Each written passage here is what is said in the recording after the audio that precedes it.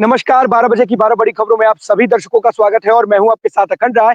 और आप देख रहे हैं उत्तर प्रदेश का तेजी से बढ़ता हुआ digital platform IBC 24 Uttar Pradesh Uttarakhand. 12 बजे की महत्वपूर्ण खबरों की शुरुआत करते हैं। आपको बता दें, संभल से इस वक्त की बड़ी खबर आ रही है, जहां पर रंगाई पुताई की जो मस्जिद में इजाजत मांगी गई थी, उसको हाई कोर्ट ने खारिज कर दिया है और मुस्लिम पक्ष को एक बड़ा झटका लगा है। एएसआई रिपोर्ट में इस बात की मनाही थी कि अभी कोई जरूरत नहीं है रंगाई पुताई की, जिसकी वजह से हाई कोर्ट ने अपना फैसला सुनाया और उसने रंगाई पुताई पर फिलहाल रोक लगा दी है, जो कि एक बड़ा झटका है मुस्लिम पक्ष के लिए। आपको बता दें, इसको लेकर के संभल में जो हिंदू पक्ष था, वो उसने पैदल मार्च भी निकाला था, विरोध जताया था और साथ ही साथ सीओ को ज्ञापन भी सौंपा था। लेकिन अब हाई कोर्ट ने स्पष्ट कर दिया है कि फिलहाल किसी भी प्रकार की रंगाई पुताई की वहां पर आवश्यकता नहीं है। अगर साफ सफाई होगी तो साफ सफाई अगर होगी तो एएसआई की निगरानी में ही होगी, जिससे एक बहुत बड़ा झटका अब मुस्लिम पक्ष को लगा है। उम्मीद ऐसी बातें भी आ रही थी निकल करके कि कहीं ऐसा ना हो कि रंगाई पुताई की आड़ में कुछ चीजें बदल दी जाए, जिसके बाद एएसआई ने इस बात पर प्रमुखता के साथ अपनी बात रखी कोर्ट में और कोर्ट ने इस बात को माना कि फिलहाल वहां पर रंगाई पुताई की आवश्यकता की जरूरत नहीं है। साफ सफाई की कोई जरूरत अगर है तो वहां पर एएसआई की निगरानी में आप साफ सफाई करा सकते हैं। और इसी से जुड़ी एक और खबर है कि जो चौथी बार संभल में जो न्यायिक जांच आयोग की टीम है वहां पर पहुंची है और वहां पर बयान एक बार फिर से दर्ज किए जाएंगे।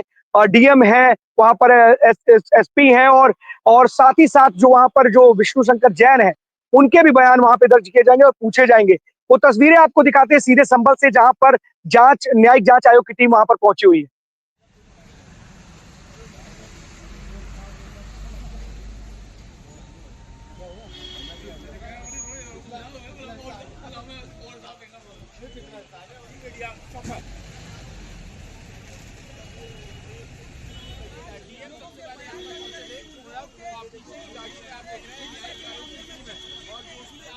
तमाम बयानों को दर्ज यहाँ पर किया जाएगा।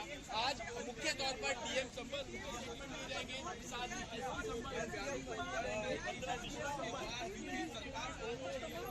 सबमिट करेगी। आपको बता दें कि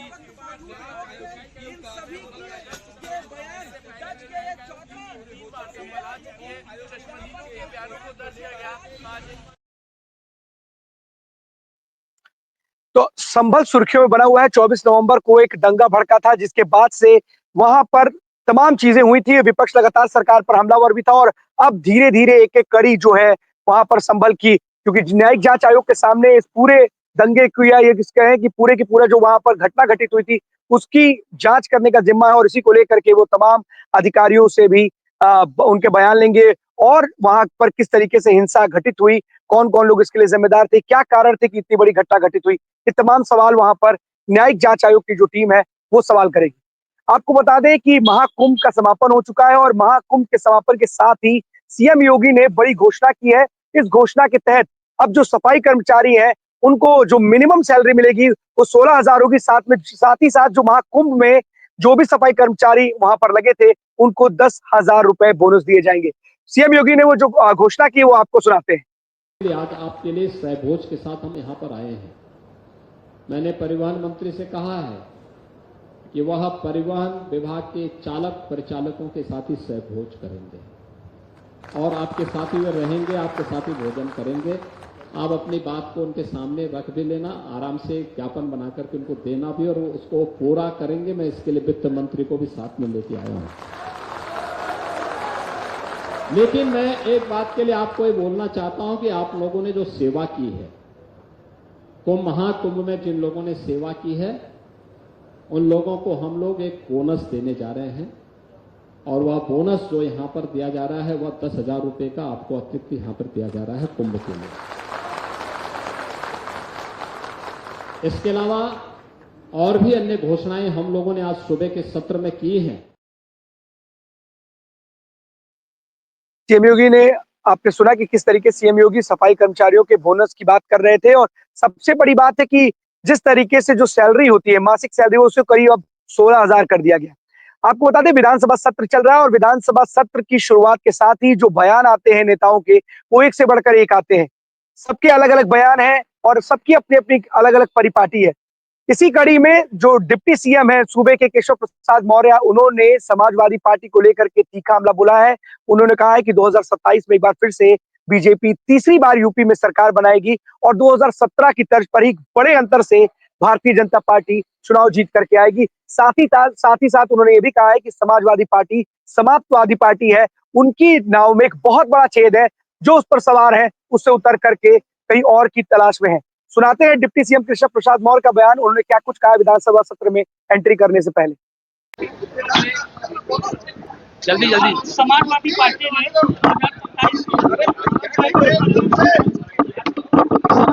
2027 में तीसरी बार भाजपा सरकार 2017 की तरह बड़े बहुमत से बनने जा रही है।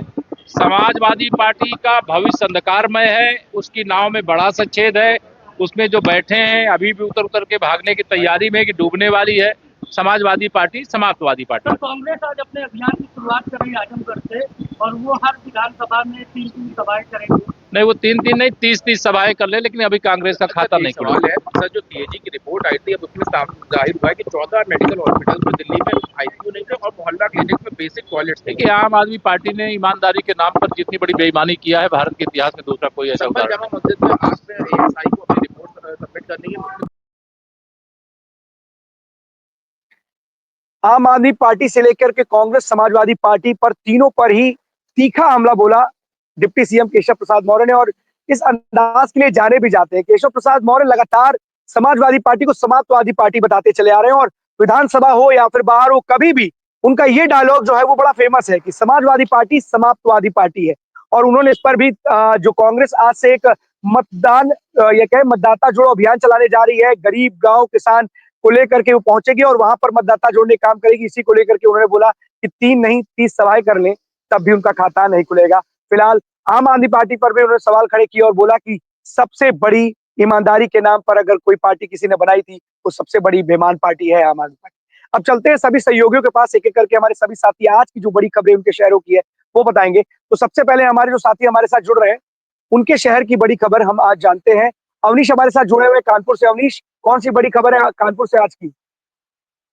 अखंड 2 खबरों पे बात करेंगे। एक तो एक ऐसी बारात के विषय में बात करेंगे। कानपुर से एक ऐसी बारात कर निकली है जहां पर एक पूरी ट्रेन को बुक किया गया है लगभग 30 लाख रुपए में। यहाँ का जो एक स्वरूप नगर में रहने वाले ठेकेदार हैं, जो रेलवे में ही ठेकेदारी करते हैं, उन्होंने अपने बेटे के लिए पूरी ट्रेन बुक की है 30 लाख रुपए की, उनकी माँ के कहने पर कि जो बारात है बिहार जा रही थी वो ट्रेन से जाएगी और जो उनकी बहू है वो ट्रेन से ही वापस आएगी, जिसको लेकर के कहीं ना कहीं कल उस ट्रेन को रवाना किया गया है। स्पेशल ट्रेन एक बुक की गई थी जिसमें से 11 कोच जो है एसी के बुक किए गए थे। तो सबसे जो आपने देखा होगा जिस तरीके से लगातार इस तरीके की नई नई बारातें सामने आ रही हैं, जहां पर कभी हवाई जहाज से या हेलीकॉप्टर से दूल्हा आता है और अपनी दुल्हन को ले जाता है। तो एक ये नई जो बारात कहीं ना कहीं कानपुर से सामने आई है, जहाँ पर एक दूल्हा जो है जो डॉक्टर है वो एक अपनी जो पत्नी को लेने गया, वो भी महिला जो है वो भी डॉक्टर है। तो दोनों डॉक्टरों की जो शादी है वो बिहार में है। उसके बाद में जो बारात है वो यहाँ से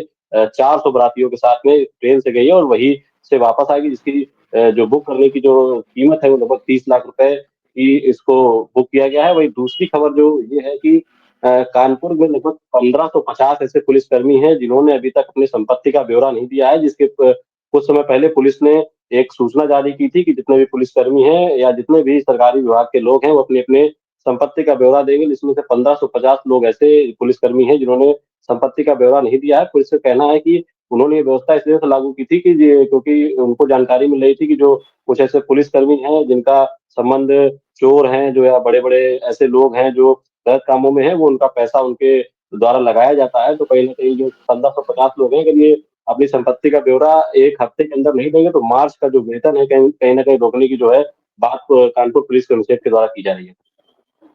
अवनीश, दूसरी खबर पे ही आपकी बात करते हैं कि 1550 जो ऐसे पुलिसकर्मी हैं जिन्होंने अपनी संपत्ति का ब्यौरा नहीं दिया है, किस रैंक के वो पुलिस के कर्मचारी हैं?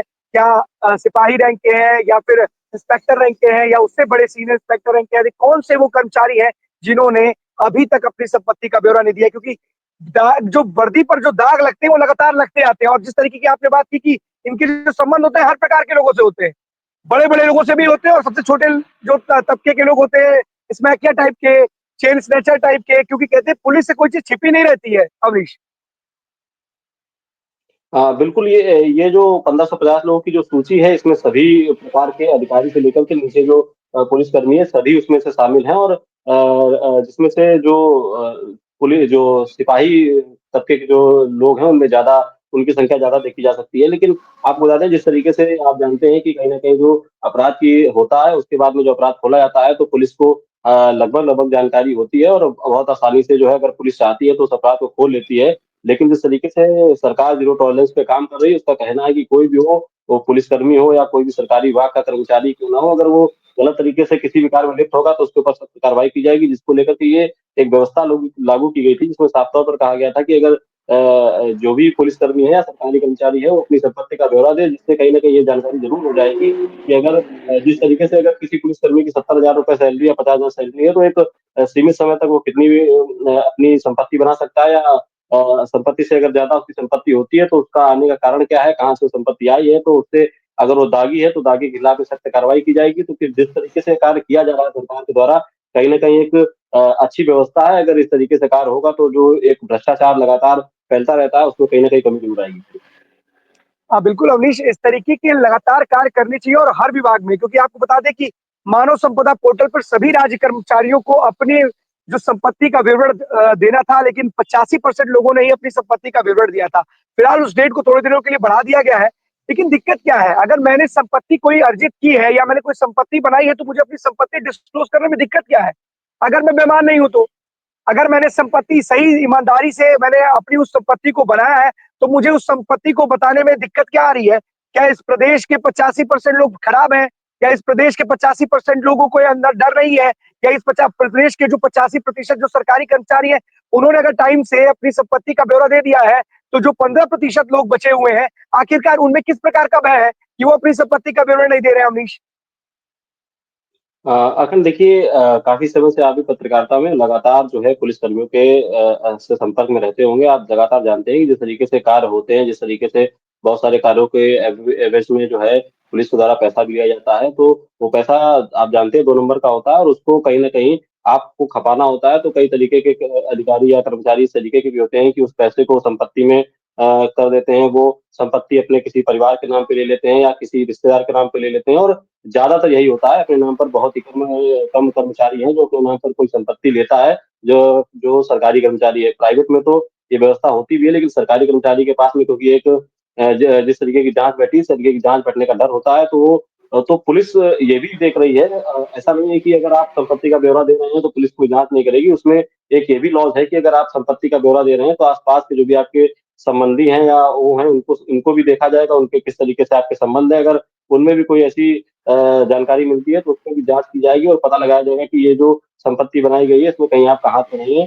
तो ये बिल्कुल बात सही है कि जिस तरीके से 85% लोगों ने अपना ब्यौरा दे दिया है, अगर 15% नहीं दे रहे हैं, तो कहीं न कहीं उनके अंदर डर है या भय है और वो नहीं बताना चाहते हैं कि उनके पास में कितनी संपत्ति है, तभी वो इससे बचते नज़र आ रहे हैं। लेकिन कार्रवाई की अगर बात की जाए, तो जो 15% लोग हैं या इसमें जो 1550 लोग कानपुर में भी हैं, अगर वो अपनी संपत्ति नहीं देंगे, तो फिलहाल मार्च का वेतन कटेगा। उसके साथ-साथ अगर उसके बाद भी ये इस तरीके का लापरवाही का रवैया रहेगा, तो उनके खिलाफ में सख्त कार्रवाई का भी जो नियम है, वो कहीं न कहीं लागू किया जा सकता है। हाँ, बिल्कुल अवनीश, प्रावधान है और तमाम ऐसी घटनाएं आती हैं। लखनऊ में भी एक बैंक लूटकांड की हुई थी, जिसमें जो चोर थे, जो बदमाश थे, उन्होंने पूरे लॉकर जो थे उनको काट करके एक बहुत बड़ी रकम और ज्वेलरी पर हाथ साफ कर लिया था।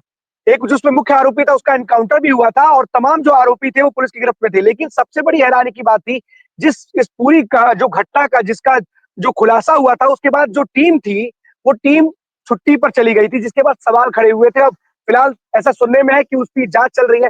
तो तमाम ऐसे मामले आते हैं, कभी कोई एंटी करप्शन की टीम कल ही किसी दरोगा को घूस लेते हुए गिरफ्तार कर रही है। कई तमाम जगहों से ऐसी खबरें आती है कि जो लूट का माल बरामद होता है, उस वो लूट के बरामद माल में बरामदगी कम दिखा दी जाती है। तमाम ऐसी खबरों के साथ जो पुलिस पर दाग लगते आए हैं, उन लोगों पर दाग लगते आए, शायद यही कारण है कि कुछ लोग ऐसे भी हैं जो अपनी संपत्ति का ब्यौरा नहीं देना चाहते, क्योंकि उम्मीद है कि हमने अगर अपनी कमाई से ज्यादा अगर धन अर्जित किया है, तो हम उसे कैसे स्पेसिफाई या कह दें उसको, हम कैसे उसका स्पष्टीकरण दे पाएंगे, उसको कैसे बता पाएंगे कि हमारे पास ये धन संपदा आई कहाँ से। अवनीश, बहुत अच्छी खबर है और अच्छी पहल है पुलिस विभाग की कि 1550 लोगों को जिन्होंने अपनी संपत्ति का ब्यौरा नहीं दिया है, उनके खिलाफ भी कार्रवाई की बात की, उनका वेतन रोकने की बात की। लेकिन अगर उस पर कुछ अमल किया जाए और उनके खिलाफ कोई कार्रवाई की जाए। अगर उनके पास ऐसा पता चलता है कि उन्होंने गलत तरीके से धन अर्जित किया, तो एक बहुत अच्छी पहल पुलिस विभाग की भी होगी और एक अलग मैसेज जाएगा। शायद जो लोग इस तरीके से उल्टे सीधे तरीकों से पैसा कमाने का सोचते हैं, शायद वो नहीं कमाएंगे। बहुत बहुत धन्यवाद आपका इस तमाम जानकारी के लिए अवनीश। इंद्रवीर हमारे साथ जुड़े हुए रायबरेली से। इंद्रवीर, कौन सी बड़ी खबर है रायबरेली से आज की? सर, आपको बता दें, रैली की सबसे बड़ी खबर ये है कि होली को मद्देनजर रखते हुए डीएम हर्षिता माथुर ने कल जो है एक टीम गठित करी है और ये विशेष परिवर्तन अभियान 1 मार्च से लेकर के 15 मार्च चला जाएगा। और खासकर अगर बात करें तो ये शराब माफियाओं के खिलाफ या जो ऐसे अनुज्ञापित दुकानें हैं उनके खिलाफ 6 सदस्यीय टीम जो है 6 टीम परिवर्तन दलों की गठन की गई है। ये हर्षिता माथुर ने सख्त दिशा निर्देश दिए गए हैं जिलाधिकारी रायबरेली के द्वारा कि इससे कहीं से भी जो तस्करी होती है, खासकर शराबों की, कच्ची शराबों की, और जो और भी तस्करी अवैध तरीके से होती है, जो होली के त्योहार पर जैसे फेस्टिवल पे कुछ जो है बंद भी रहती है शराब के ठेके, तो उससे लेकर के कई ऐसी चीजें आती निकल के और बड़े पैमाने पर शराब की तस्करियां एक जिले से दूसरे जिले में की जाती है, चाहे वो अंग्रेजी शराब ठेका हो या देसी का, और बड़े पैमाने पर तस्करी करते हुए और बड़े पैमाने पर जाने भी जाती है। तो इसको लेकर अभियान जो है डीएम हर्षिता माथुर के जितने भी क्षेत्राधिकारी हैं रायबरेली जिले के, उनको और साथ ही साथ आबकारी विभाग के जितने भी कुछ आला अधिकारी हैं उनको, और खासकर और जो अपने संगठन की उनकी जो आबकारी के हैं और भी जो राजस्व के अपने अधिकारी हैं, उनकी टोटल ऐसी 6 टीमें गठित की हैं और उन 6 टीमों को तक दिशा निर्देश जो आबकारी विभाग के नाम पे जो है बट्टे लगाने वाले ठेकेदार हैं या जो ऐसी दुकानें चला रहे हैं जो अनुरूप है, विपरीत है सरकार के नियम के हिसाब से, जिसमें नंबर 2 के भी शिकायतें आती रहती, कभी कभी कि ये हो रहा है यहाँ पे, इस दुकान में ये हो रहा है, उनपे भी, और खासकर जो कच्ची शराबें बनाते हैं उन पर भी, इन सबको लेकर के पुलिस विभाग की मदद से, आबकारी की मदद से, और अगर बात करें राजस्व की टीम की मदद से, ऐसी 6 टीमें गठित की पूरे जिले में और एक्शन मोड पे हर्षिता माथुर का ये आदेश जारी हुआ है कल। इंद्रवीर, देखिए, होली के मद्देनजर इस तरीके की अगर कार्रवाई की जा रही है, उस तरीके की टीम बनाई जा रही है, तो बहुत अच्छी बात है, बहुत अच्छी पहल है, क्योंकि जिलाधिकारी और आपके ऊपर पूरे जिले की जिम्मेदारी है। हर एक व्यक्ति की भी जिम्मेदारी आपके ही कंधों पर है। फिलहाल इतना सवाल जरूर है, क्या ये घटनाएं क्या होली में ही होंगी, क्या दिवाली में ही होंगी, या और अन्य त्योहारों पर ही होंगी? ऐसा तो होता नहीं है, ये घटना तो घटना कभी भी हो सकती है। तो इस तरीके की जो टीम बनाई जाती है, क्यों नहीं एक ऐसी परमानेंट टीम ही बना दी जाए जिसका कार्य हो कि वो इस तरीके से जा करके औचक निरीक्षण टाइप का करे और तमाम इस तरीके की जो जहां पर देशी शराब बनाई जाती हो या भट्टियां मिलती है, क्योंकि कई ऐसी जगह होती है जहां पर, इंद्रवीर आप भी जानते हैं, कि देशी शराब बनाई जाती है, जिसकी वजह से कई लोग की जान चली जाती है। तो क्या जिलाधिकारी महोदय अगर इस तरीके का एक आदेश दे रही, बहुत अच्छा आदेश है, उनके इस आदेश या उनकी इस व्यवस्था पर सवाल नहीं खड़े करें। कहने का मतलब है क्या क्या इस तरीके की परमानेंट व्यवस्था नहीं हो सकती? क्योंकि जिस तरीके से जिले में इस तरीके के काम किए जाते हैं, अवैध काम, जिसकी वजह से लोगों की जान चली जाती है, क्या पूरे साल उस पर ध्यान नहीं देना चाहिए? इंद्रवीर,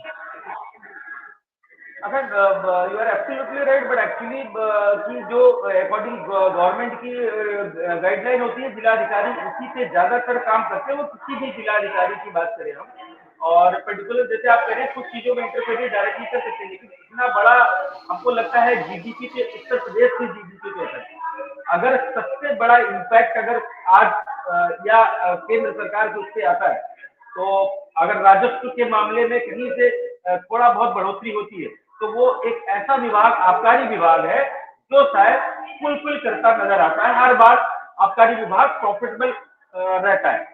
और जैसा आपने कहा कि क्या ऐसा पर्टिकुलर टीम, जी अगर ऐसी टीमें हैं, ऐसा नहीं है, आबकारी के साथ साथ आप उत्तर प्रदेश पुलिस की भी टीमें हैं और आबकारी की अपने खुद के अधिकारी हैं, और सबको अलग अलग दर्जा दिया गया है और उनको पर्टिकुलर दिया गया है। लेकिन बशर्ते आपने जैसे कि कहा, मैडम ने अगर ये आदेश किया, तो उस आदेश का पालन कितना होता है, हम आए दिन आपके साथ कई बार हम डिस्कस कर चुके हैं, और कई जगह ऐसे शराब कांड का हमने भांडा भी फोड़ा है अपने आईबीसी के माध्यम से।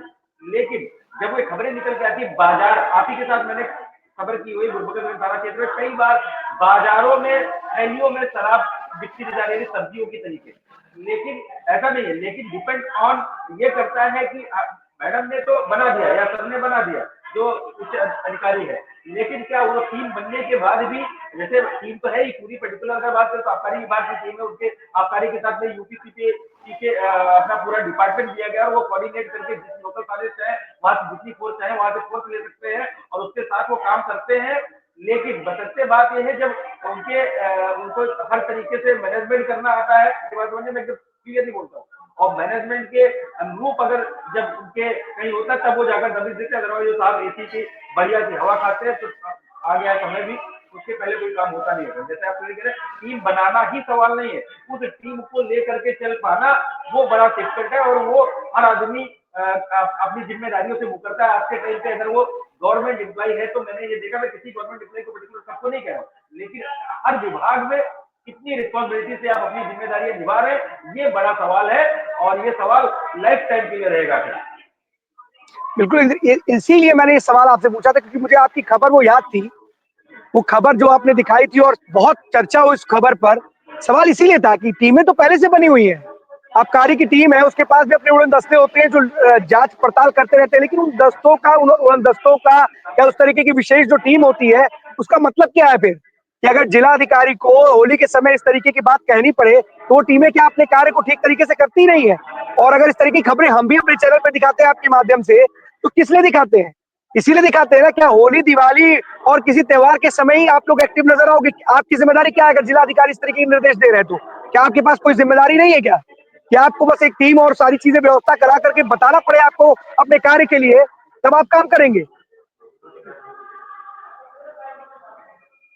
सही कह रहे हैं। देखिए, जिस तरीके से आपने कहा नहीं कि अभी इनरिस्पॉन्सिबल होना, तो वो बड़ी चीजें हैं और इनरिस्पॉन्सिबल लगभग विभाग में कुछ ऐसे अधिकारी होते हैं जो इनरिस्पॉन्सिबल हैं और वो इनरिस्पॉन्सिबल ड्यूटी का जवाब किस तरीके से देते हैं और किस तरीके से अपनी ड्यूटी करना चाहते हैं, ये बड़े पैमाने पर जिला अधिकारी ने जैसे ये कल आदेश जारी किया और बड़े रुख कठोर रवैया अपनाया उन्होंने। इस आदेश को कभी अर्चना माथुर का इस तरीके से मतलब बयान या कभी इस तरीके से नहीं आता, लेकिन उन्होंने गैंगस्टर के जो वहाँ पे जैसे मान लीजिए किसी थाने क्षेत्र में शराब कांड में कोई बंद हुआ था और अब वो इसमें बेल पे, तो उसको भी लेकर के उन्होंने पहली नजर बनाई हुई है। अधिकारियों को बोला हुआ है सख्त कार्रवाई की जाए और जो 4 क्षेत्राधिकारी हैं दिल्ली में यूपी पुलिस के, उनको भी उन्होंने इस टीम में गठित किया हुआ है, उनके लोकल थानों को आदेश किया हुआ है।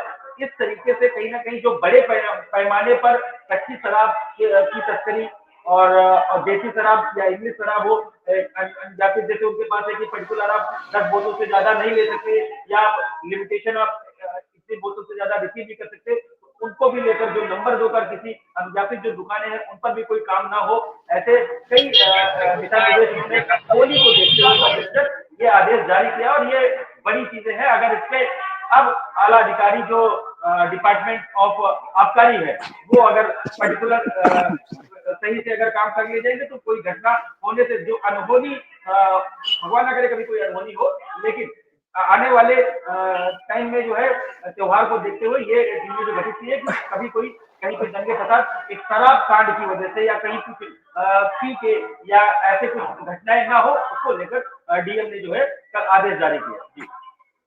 बिल्कुल, इंटरव्यू डिपार्टमेंट के जो लोग हैं उस डिपार्टमेंट के, उनको कम से कम सोचना चाहिए कि जिला अधिकारी अगर इतनी सजग है तो हमें कितना सजग होना पड़ेगा।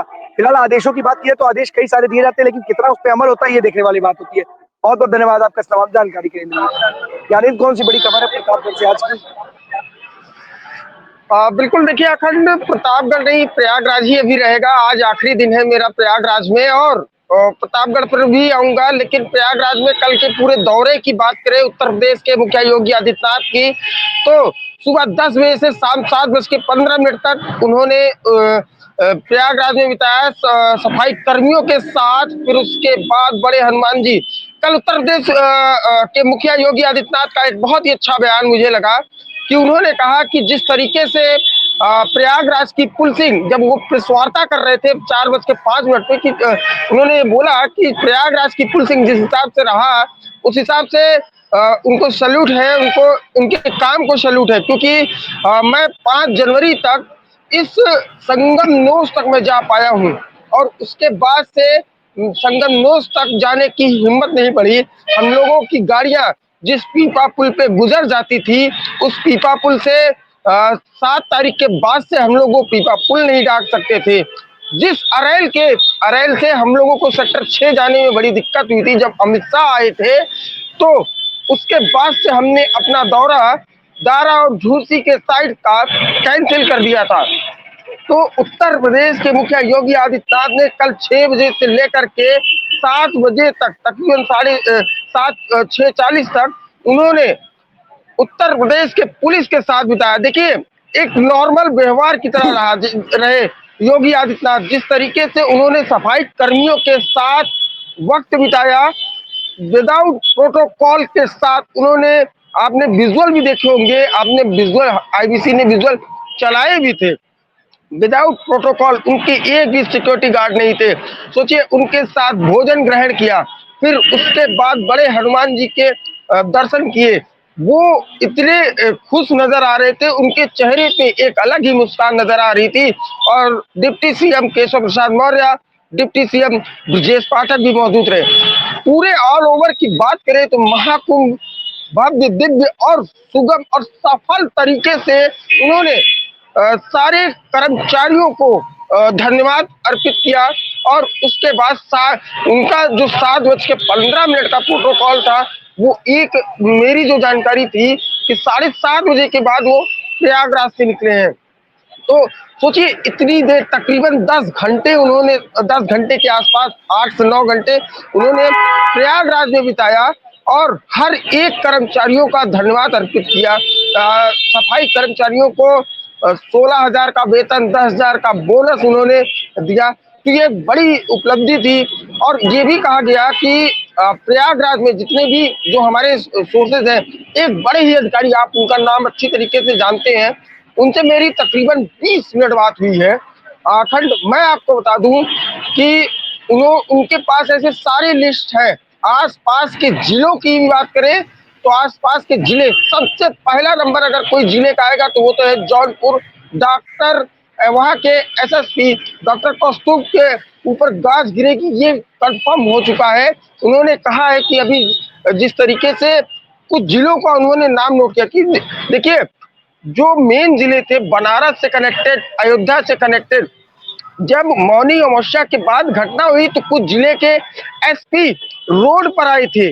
तो ये क्या था आपका, आपने केवल आप महाकुंभ किस तरीके से मजाक में बना के रख दिया था। फिलहाल वो अधिकारी का नाम मैं आपको बता दूंगा। उन्होंने एक लिस्ट तैयार की थी जहां जहां सबसे ज्यादा प्रॉब्लम श्रद्धालुओं को हुई थी और कहां कहां गाज गिरना है, वो मैंने अपनी आंखों से देखा है। जो जो अधिकारियों के ऊपर गाज गिरनी है, उन्होंने पूरी लिस्ट बनाई है। बकायदा उनके पास एक फुटेज तक अवेलेबल है, जिसमें जौनपुर, कौशाम्बी, दूसरे नंबर पे कौशाम्बी है, तीसरे नंबर पे प्रतापगढ़ है, चौथे नंबर पे आपका फतेहपुर है। सोचिए, ये ऐसे जिले हैं जो कनेक्ट होते हैं प्रयागराज को लेकर के।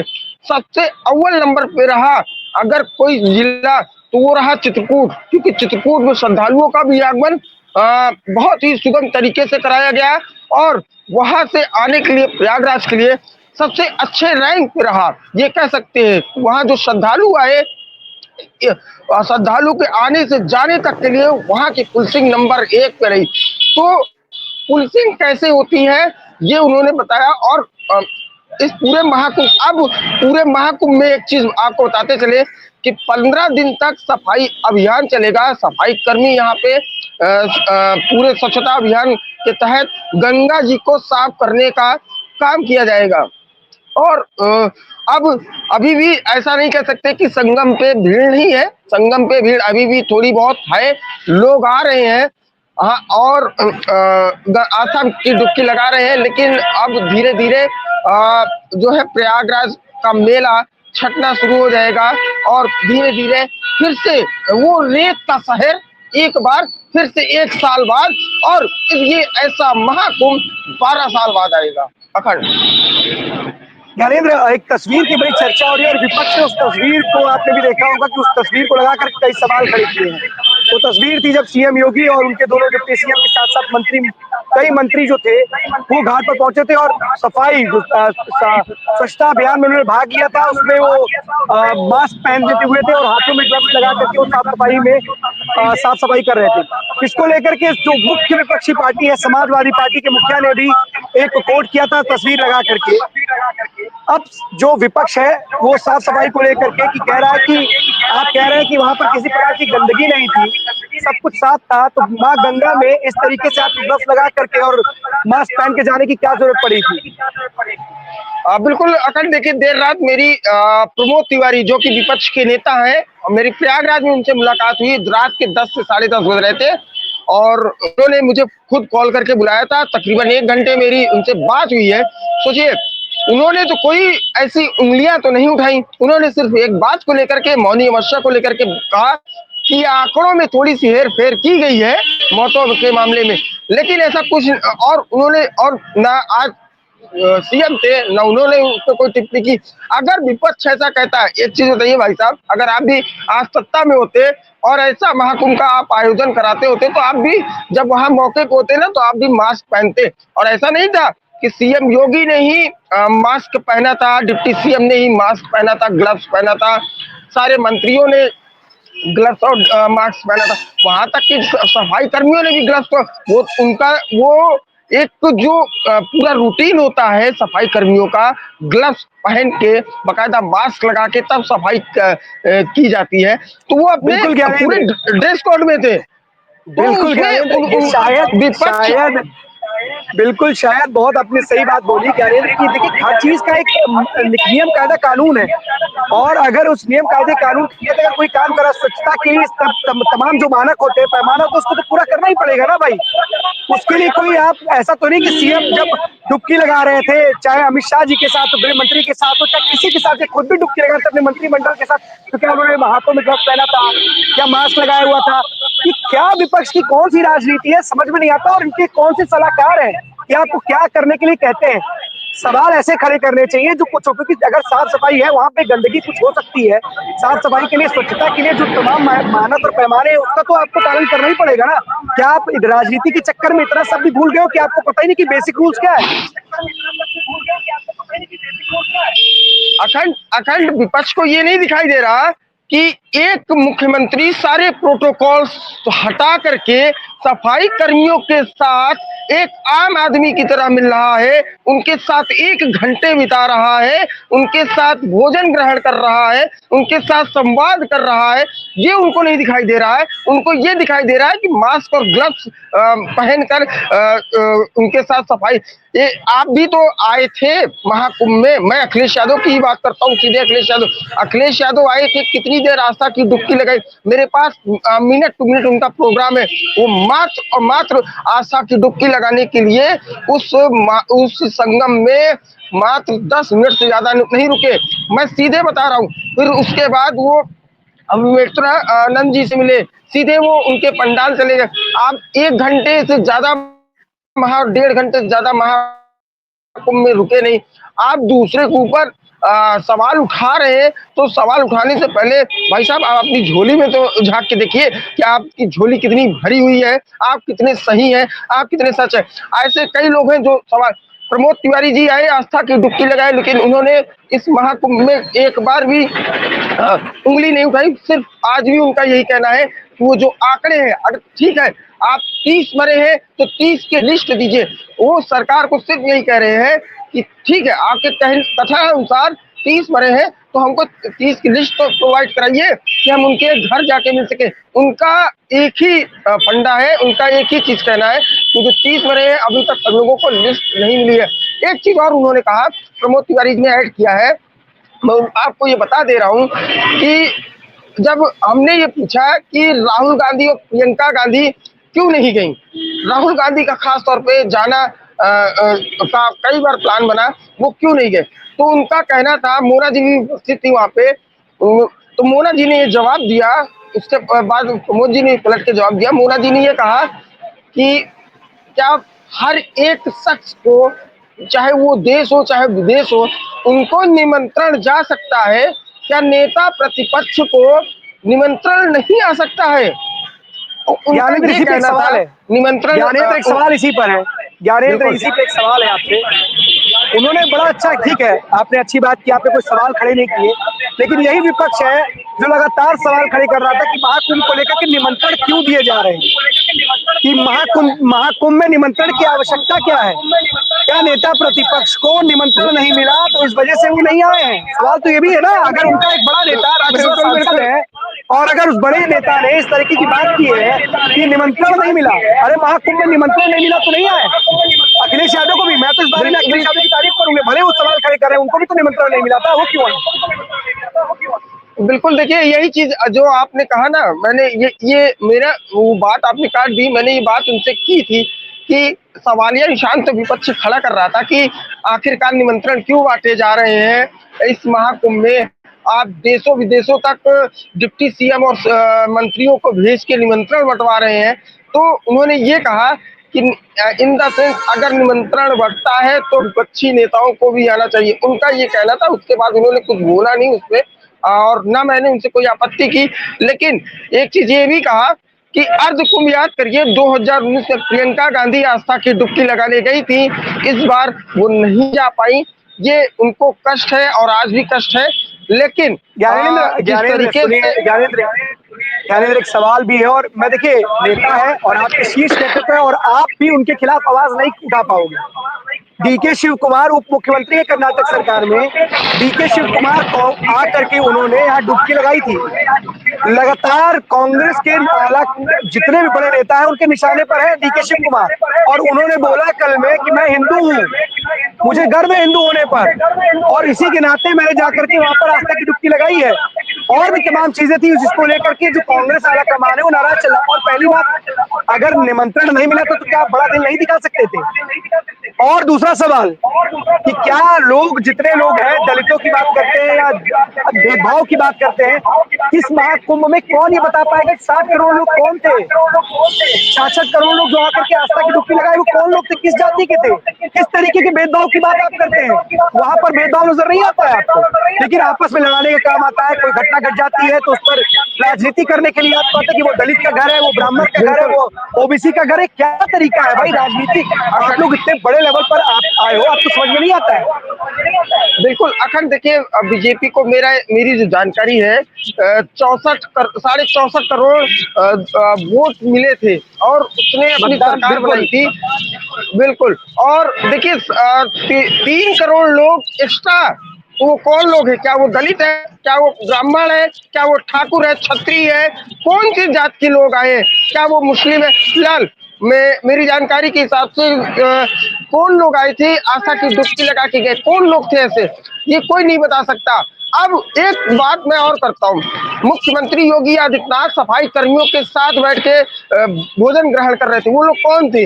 ये ना मुख्यमंत्री जी को पता है, ये उनके अधिकारियों को पता है कि वो कौन से जात के हैं। तो जात पे कभी भी उंगली नहीं उठाना चाहिए। हर एक जात का आदमी प्रयागराज में पहुंचा, आस्था की डुबकी लगाया, अब अपनी मनोकामना अगर उसकी पूरी हुई तो वो धन्यवाद अर्पित करने आया, या उसकी कोई मानता है तो मानता मानने के लिए आया कि गंगा मैया मेरी इस नैया को पार लगाओ।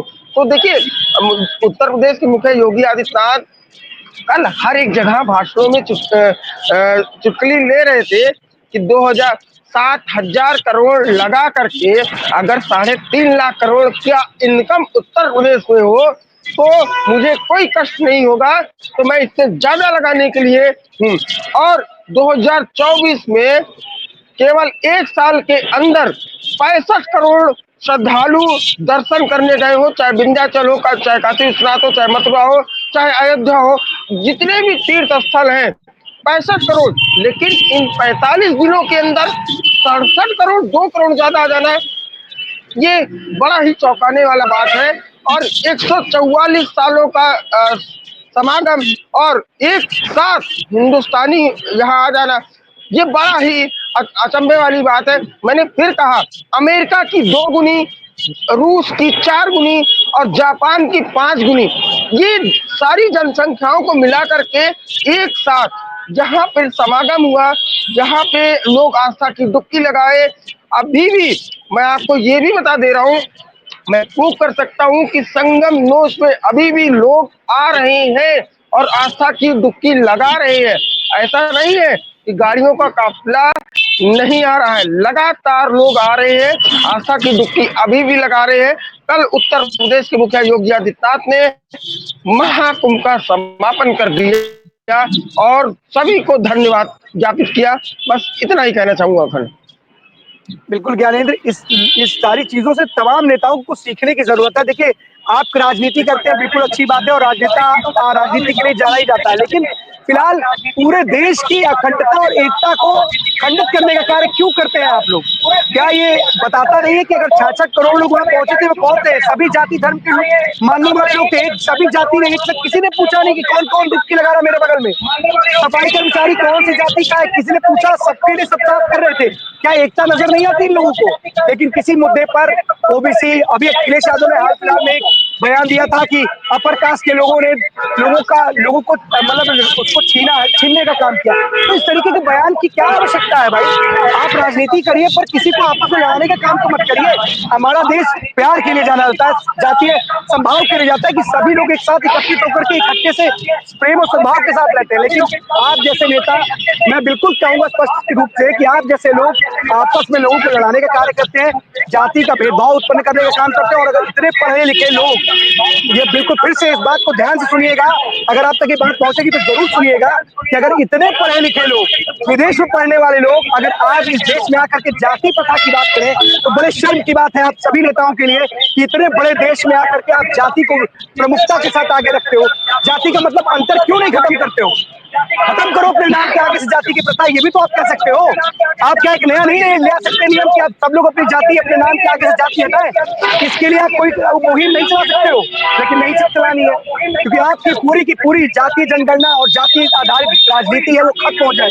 इस देश को अपने फायदे के लिए देश को एक ऐसे उसमें ढकेलने का काम न करे आग के गोले में, ये पूरा देश जलकर खाक हो जाए। आप लोग राजनीति कीजिए और अच्छे कहते हैं अच्छे कामों के साथ आगे बढ़िए, लेकिन कुछ समझ में आना ही नहीं है।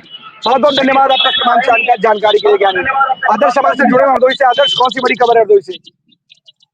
अगर हम बताना चाहेंगे, हरदोई जनपद में आज 5 दिन में करीब 10 चोरियां हो चुकी हैं और टप्पेबाजी भी की गई है। जहां पुलिस कप्तान नीरज यादव जी जितने तेज तर्रार है, वहीं पर उनके पुलिसकर्मी उन्हीं के पलीता लगा रहे हैं। अभी सगाहा इंदिर में करीब परसों जो है 1 घंटे के लगभग लाइव चल रहा था। वहां पर भी हम वहां पर 2 महिलाओं की साथ वारदात हुई थी। एक की कान का कुंडल तोड़ा गया था, दूसरे की चैन तोड़ी गई थी। और उसके बाद में भी कल फिर संकट हर सगा मंदिर में वारदातें हुई है, इसमें 5 महिलाओं के साथ में वहां पर चोरी की गई है और जो अलग अलग थाने से है। लेकिन जब वहां पर की महिला बेटा उस थाने पर गई, वहां पर थाने पर जाने में उनकी FIR नहीं दर्ज की गई और कहीं नहीं कहीं अगर देखा जाए तो पुलिसकर्मी यहाँ पर किसी प्रकार की कोई सुनवाई नहीं कर रहे हैं। जब आज यहाँ पर अपर पुलिस अधीक्षक से बात की गई है तो मार्केंडर जी ने बताया कि उन सभी पीड़ितों को यहाँ पर बुलाकर उनकी FIR भी दर्ज कराई जाएगी और उनको न्याय भी दिलाया जाएगा। और एक अभी कल की घटना है जो कि बाबा मंदिर चौराहे की, वहां पर एक महिला सब्जी लेने जा रही थी, उसके झोले में कुछ जेवरात पड़े होंगे, उसको वहीं पर कुछ व्यक्ति लोग आए, उसके कुछ खिलाया और उसका बेहोश हो गए। होने के बाद उसका झोला लेकर वैसे चंपत हुए। ये सारी घटना पूरी CCTV में कैद हो गई है। लेकिन अगर यहाँ पर देखिए, पुलिस की व्यवस्था बिल्कुल ढीली नजर आ रही है। आदर्श, क्या अपने जनता को, हरदोई की जनता को अपनी गुहार लगाने के लिए बड़े अधिकारियों के ऑफिस के दफ्तर के चक्कर काटने पड़ेंगे क्या? जो निचले स्तर के जो कर्मचारी हैं या पुलिस के जवान, जो जिम्मेदार अधिकारी हैं, उनके पास अब कोई संवेदना बची ही नहीं, मतलब मन में कुछ रहा ही नहीं, कि मानवता बची ही नहीं एकदम, कि अगर कोई अपनी, इसलिए पुलिस के पास कोई जाता है क्या? उसके पास क्या इतना खाली समय कि जाके पुलिस के पास जाके शिकायत दर्ज कराएगा? इतना तो बुद्धि विवेक होना चाहिए। क्या पूरी हरदोई की जनता जाकर के बड़े अधिकारी के पास पहुंचेगी, गुहार लगाए कि भैया मेरी FIR लिख लीजिए सरकार, साहब मैं परेशान हूँ, मेरे सामने इस तरह की समस्या घटित हो गई है? क्या कर रही है अधिकारी? हरदोई जनपद में लगभग जितने भी थाने हैं, हम सभी थानों की बात कर रहे हैं, ज्यादातर थानों में सुनवाई बहुत कम हो रही है और पीड़ित जो है वो काफी परेशान। यही हमारे पीछे SP ऑफिस भी बना हुआ है और SP ऑफिस यहीं पर पुलिस आती, अपनी यहाँ पर जो दुकान होती है उसके बाद यहाँ पर कार्रवाई शुरू होती है। तो आदर्श सिंघम जी है वहां पर, आपने भी कई बार परिचय दिया सिंघम के रूप में, तो सिंघम जी को अपने जो आपके नीचे अधीनस्थ कर्मचारी वो दिखाई नहीं दे रहे किस तरीके की कार्यप्रणाली में है, वो क्या कर रहे हैं? क्या अगर जनता गुहार लगा रही है, एफआईआर लिखने की बात करिए, सीसीटीवी फुटेज, किस बात का इंतजार है भाई? जब जबकि सीसीटीवी फुटेज पहुंच गए हैं और पुलिस कप्तान अभी सटाहा मंदिर में शिवरात्रि के पर्व पर एक दिन पहले रात को सुनासीनाथ मंदिर मल्लामा गए हुए थे, उसके बाद में मिलग्राम मनसानाथ मंदिर गए, उसके बाद में सगा मंदिर में भी गए थे। लेकिन वहां पर सभी पुलिसकर्मियों को दिशा निर्देश दिए थे कि कहीं पर कोई वारदात नहीं होनी चाहिए। उसके बावजूद भी ये वारदातें घट रही, आखिर इसके जिम्मेदार कौन है? आदर्श देखिए, ठीक है, जिले के सबसे बड़े अधिकारी और उनके कंधों पर कई जिम्मेदारियां हैं, लेकिन कम से कम कोई मैसेज सुने। अगर कोई अपनी जिम्मेदारी का निर्वहन ठीक से नहीं करे तो उसके खिलाफ कार्रवाई तो करें। अपने आप 2-4 लोग, अगर एक आध लोगों पे कार्रवाई होगी तो अपने आप सारे के सारा महकमा, पूरे जिले के जितने भी अधिकारी है जो इर्रेस्पॉन्सिबल है, वो खुद एक्टिव हो जाएंगे। क्यों नहीं कर रहे उनके खिलाफ? वो भूमिका में तो नजर आए, जो आप भूमिका, जिस भूमिका के लिए आप जिस तेवर कलेवर के लिए जान जाते हैं, उस तेवर कलेवर में तो आइए आप। जिले के कप्तान जो है कई पुलिसकर्मियों को सस्पेंड कर चुके हैं, निलंबित कर चुके हैं, उनके ऊपर कार्रवाई भी करते हैं, लेकिन उसके बावजूद भी पुलिसकर्मी सुधरने का नाम नहीं ले रहे हैं। नहीं सुधरेंगे अगर, कम से कम सुधारने की कोई और भी प्रयास हो सकते हैं ना। चोर उचक्कों को, बदमाशों को, अपराधियों को जिस तरीके से ये न्यायपालिका बनी सुधारने का काम करती है, तो पुलिस के पास भी कई ऐसे लोग हैं, अगर उनके ही जो कर्मचारी नहीं सुधरे तो उनके लिए भी कोई कार्यप्रणाली, क्या कोई तरीका है, कोई कार्रवाई करे ऐसी जो मिसाल पेश हो सके, जिसके बाद वो खुद कार्रवाई पे आतुर हो जाए, खुद कार्रवाई करने के लिए एक्टिव नजर आए। अब जिले के अंदर मैं आपको बताऊं, यहाँ पर गाड़ियां भी चेकिंग हो रही हैं और यहाँ पर गश्त भी लगती है, लेकिन ये पुलिस को खुला चुनौती दी जा रही है कि यहाँ पर जो है चोरियां बढ़ रही हैं। आखिर उस चोरियों को पकड़ा भी जा रहा है, लेकिन उसके बावजूद भी वार्ता, ये सोचने वाली बात है कि 5 दिन के अंदर 8-10 चोरियां हो चुकी हैं।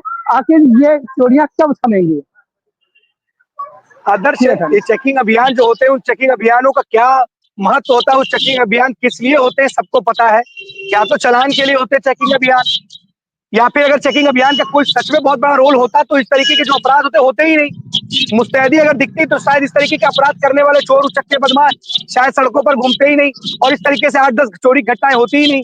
लेकिन ये हाल फिलहाल तमाम चीजें सबके सामने है। इस बारे में अधिकारी से, एसपी से जरूर बात कीजिए कि आखिरकार वजह क्या है, क्या इतने बेलगाम हो गए हैं ये जवान जो आपकी कम से कम आदेशों का अनुपालन नहीं कर पा रहे हैं। बहुत बहुत धन्यवाद आपका तमाम जानकारी के लिए आदर्श। अनिल, हमारे कुछ कहना चाह रहे हैं आदर्श, बताइए। अब यहाँ की जो महिलाएं हैं पुलिस से ज्यादा कप्तान साहब पर भरोसा करना चाहती हैं, क्योंकि कप्तान साहब पे जाने के बाद उनको न्याय मिलता है और वो थाने पर जाके उनको हो सकता है कहीं ना कहीं सुनवाई भी नहीं होती है। इसीलिए आदर्श, मैंने स्टार्टिंग में मैंने कहा कि क्या जो और निचले तबके के जो अधिकारी, जो थानों के प्रभारी हैं, उनके पास से लोगों का विश्वास उठ चुका है कि सीधे के सीधे एसपी ऑफिस गुहार लगाने पहुंच जा रहे हैं। क्या बना रखा है माहौल ऐसा? कम से कम डर तो होना चाहिए। अगर कोई गुहार लेके पहुंच रहा है तो कम से कम उसमें कोई कार्रवाई तो होनी चाहिए। एसपी साहब जरूर पूछिए आखिरकार वजह क्या है। सारे के सारे अगर हरदोई जिले के जितने भी परेशान आत्मा है, जो परेशान लोग हैं, वो आपके पास पहुंचेंगी तो और लोगों का क्या हाल होगा, क्या करेंगे वो सारे के सारे लोग जिनके ऊपर इन कंधों की जिम्मेदारी है, उस जगह की जिम्मेदारी है, थाने की जिनके ऊपर प्रभार है, वो क्या कर रहे हैं? वो कि जब सारी जिम्मेदारी आप ही पूरा करेंगे, आपके ही कार्यालय पे सारी सारी जनता इस विश्वास के साथ पहुंचेगी कि आप उनको न्याय दिला पाएंगे। जरूर बात कीजिएगा और पूछेगा कि कार वजह क्या है, या जो अधिकारी है निचले स्तर के वो काम नहीं कर रहे हैं। अनिल हमारे साथ संभल से जुड़े हुए। अनिल, हाईकोर्ट ने एक बड़ा फैसला सुनाया और मुस्लिम पक्ष को एक बड़ा झटका लगा है, और आपने भी खबर बताई थी कि वहां पर जो हिंदू लोग हैं उन्होंने पैदल मार्च निकाला था इसके विरोध में रंगाई पुताई को लेकर के। अब हाईकोर्ट ने स्पष्ट कर दिया है कि एएसआई की निगरानी में साफ सफाई होगी, किसी प्रकार के रंगाई पुताई की इजाजत नहीं दी जाएगी। लेखन बिल्कुल सही कहा। एएसआई की तरफ से जो रिपोर्ट पेश की गई थी और काफी देर तक, कल शाम तक लगभग सर्वे चला था, निरीक्षण किया गया था हर तरीके से, अंदर जाकर भी और मस्जिद के ऊपर चढ़ के भी, बाहर से भी, सब तरफ से देखा गया था कि क्या रंगाई पुताई की जरूरत है। और जब एएसआई ने हाईकोर्ट को पेश करी तो आज ये फैसला आया कि रंगाई पुताई की कोई जरूरत नहीं है और खाली साफ सफाई होगी जो कि एएसआई के निरीक्षण में होगी। और जिसको लेकर मुस्लिम पक्ष जो है उससे सहमत नहीं है। मुस्लिम पक्ष जो है 4 मार्च को और सुनवाई की तारीख दी है, जिसको लेकर हाईकोर्ट में 4 तारीख को और सुनवाई होनी है, और 2 मार्च से जो है रमजान का महीना स्टार्ट हो जाएगा। बिल्कुल अनिल, आज जुम्मे का दिन है और जुम्मे के दिन में संभल में स्थितियां क्या है सबको पता है, और इस तरीके का फैसला आ रहा है तो कहीं ना कहीं नाराजगी भी, और मुस्लिम पक्ष है वो 4 तारीख का इंतजार कर रहा है कि आगे की सुनवाई के लिए। लेकिन किस तरीके की बात है, कौन सी ऐसी बात उस एएसआई की रिपोर्ट में थी? क्या ऐसा माना जा रहा है कि रंगाई पुताई की आड़ में जो स्ट्रक्चर है, बेसिक स्ट्रक्चर, उसमें कुछ बदलाव किए जा सकते थे? शायद यही कारण है कि हाईकोर्ट ने फिलहाल रंगाई पुताई पर रोक लगा दी है। ये अखंड बिल्कुल सही, यही कारण है कि रंगाई पुताई और मरम्मत की आड़ में कहीं ऐसा ना हो कि जिस चीज के साथ में मस्जिद के कुछ या फिर जो विवादित स्थल है उसके साथ में सबूतों के साथ में क्या कुछ छेड़खानी नहीं की जाए। इसी वजह से जो है एएसआई ने जो है इस पर रोक लगाई है। और देखा जाता है तो जो है काफी मुस्लिम संगठन हिंदू संगठन थे, वो इस चीज के विरोध जता रहे थे शुरू से ही कि एसडीएम कोर्ट के बाहर प्रदर्शन का कभी किसी को ज्ञापन सौंपे कि इस पर रंगाई पुताई नहीं की जाए। बिल्कुल अनिल, ये तो संभल में हाईकोर्ट से जुड़ी खबर थी, रंगाई पुताई से जुड़ी खबर थी। एक और खबर है कि न्यायिक जांच आयोग वहां पहुंचा हुआ है, उसको लेकर के हमारे जरा दर्शकों को अपडेट दे दीजिए। न्यायिक जांच आयोग की टीम सर्किट हाउस में पहुंच चुकी है और जो है आज न्यायिक जांच आयोग की टीम जो उच्च प्रशासनिक अधिकारी हैं उनके बयान दर्ज कराएगी और उनमें जो है संभल एसडीएम और एसपी, संभल डीएम और बहुत से प्रशासनिक उच्च स्तर के अधिकारी हैं जिनके आज बयान दर्ज किए जाएंगे। टीम क्या सभी संभल पहुंच चुकी सारे है। के सारे अधिकारी वो पहुंच चुके हैं अपना बयान दर्ज कराने के लिए, या किसी ने अभी तक? क्योंकि विष्णु शंकर जैन भी शायद वहां पहुंचे हुए हैं, ऐसी जानकारी है। देखिए जुम्मे की आज नमाज भी है और जिसको लेकर जो फैसला है कोर्ट का उसको लेकर जो है कड़ी सुरक्षा की गई है। काफी टुकड़ियों की जो है तैनाती की गई है, चारों तरफ से जो 3 लेयर सुरक्षा की गई है। अब देखना यह है, अभी तो कोई प्रशासनिक अधिकारी जो है बयान दर्ज करने के लिए नहीं आया है। बहरहाल धीरे धीरे पहुंचेंगे क्योंकि नमाज को भी देखना है और वहां पर बयान भी दर्ज करने हैं और हर चीज को संभाल के प्रशासन को लेकर चलना है। बिल्कुल अनिल, एक बहुत बड़ी चुनौती है संभल प्रशासन के लिए, क्योंकि चारों तरफ से एक अलग, क्योंकि जिस तरीके से 24 नवंबर के बाद माहौल खराब हो गया था और पुलिस उन तमाम दंगाइयों की धरपकड़ के लिए एक्टिव और उनकी तलाश में जुटी हुई है, और उस तरीके से जिस तरीके से अब ये रंगाई पुताई को लेकर के हाईकोर्ट का फैसला है, कहीं ना कहीं संवेदनशील पुलिस और सजगता के साथ तमाम जो टुकड़ियां है वो संभल में तैनात किया कि किसी प्रकार की अनहोनी ना हो पाए और किसी तरीके कोई अप्रिय घटना से, किसी भी अप्रिय घटना से बचा जा सके। बहुत बहुत धन्यवाद आपका इस तमाम जानकारी के लिए अनिल। अपडेट जरूर देते रहिएगा हमारे दर्शकों को। एक खबर आगरा से, और उस खबर ने सबको उस बेंगलुरु घटना की याद दिला दी है जिसमें एक आईटी इंजीनियर ने अपनी पत्नी से दुखी होकर आत्महत्या कर ली थी। आगरा से भी ऐसी खबर आ रही है कि एक आईटी इंजीनियर ने एक बड़ी आईटी जो कंपनी है उसके रिक्रूट जो मैनेजर थे आगरा के, उन्होंने आत्महत्या कर ली थी 24 फरवरी को। उन्होंने भी एक वीडियो बनाया और वीडियो इस वक्त सोशल मीडिया पर वायरल है। रोते वक्त जब उन्होंने आत्महत्या करने से पहले वीडियो बनाया, उन्होंने भी कई सवाल खड़े किए कि मर्दों के लिए भी, पुरुषों के लिए भी कहीं ना कहीं कानून बनाए जाने चाहिए। महिलाएं जिस तरीके से दुरुपयोग कर रही हैं, उससे कहीं ना कहीं लोगों के मन में, जो पुरुष है वो अपने आप को अकेला फील कर रहे हैं। तमाम ऐसी घटनाएं लगातार आ रही हैं जहां पर जो पुरुष है वो अपनी पत्नियों से और महिला से परेशान होकर के इस तरीके कदम उठा ले रहे हैं। फिलहाल लगातार इस तरीके की घटनाएं बढ़ती जा रही है समाज में, इसलिए अब जो पुरुष है वो भी अब मांग कर रहे हैं कि ऐसा ना हो कि केवल महिलाओं को ही सुना जाए बल्कि पुरुषों को भी सुना जाए, क्योंकि तमाम ऐसी घटनाएं घट रही हैं हमारे देश में, हमारे समाज में, जिसमें एक पुरुष इस तरीके का ऐसा कदम उठा लेता है जिसमें वो अपने आप को खत्म कर लेता है, अपनी जिंदगी को खत्म कर लेता है। पहले इस तरीके का कहानियां, इस तरीके की तमाम खबरें आती थी कि महिलाओं ने आत्महत्या कर ली अपने पति से प्रताड़ना के कारण, अपने ससुराल वालों से प्रताड़ना के कारण, लेकिन अब एक खबरों का एक अंबार, अगर आप देखेंगे तो हर दूसरे तीसरे दिन इस तरह की खबर आती है कि किसी व्यक्ति ने अपनी पत्नी से परेशान होकर के, किसी महिला से परेशान होकर के आत्महत्या कर ली। फिलहाल कानून कानून है और कानून सभी के लिए बराबर है। क्या पुरुषों के लिए नया कानून बनता है और पुरुषों के लिए क्या कुछ नया हो पाता है, ये भी देखने वाली बात होगी, क्योंकि ये जो अब जो इस तरह की घटनाएं लगातार हमारे समाज में बढ़ती जा रही हैं, तो इसको लेकर के कानून को जरूर कोई ना कोई कदम उठाना चाहिए और कोई ना कोई कानून बनाना चाहिए कि जिससे समाज में जो समानता आ सके। ऐसा ना हो कि किसी एक पक्ष को इतनी ज्यादा छूट दे दी जाए कि वो दूसरे पक्ष को प्रताड़ित करता हुआ नजर आए। तो 12 बजे 12 बड़ी खबरों में आज के लिए बस इतना ही। कल हम आपके सामने फिर से होंगे हाजिर, तब तक के लिए दीजिए हमें इजाजत। धन्यवाद।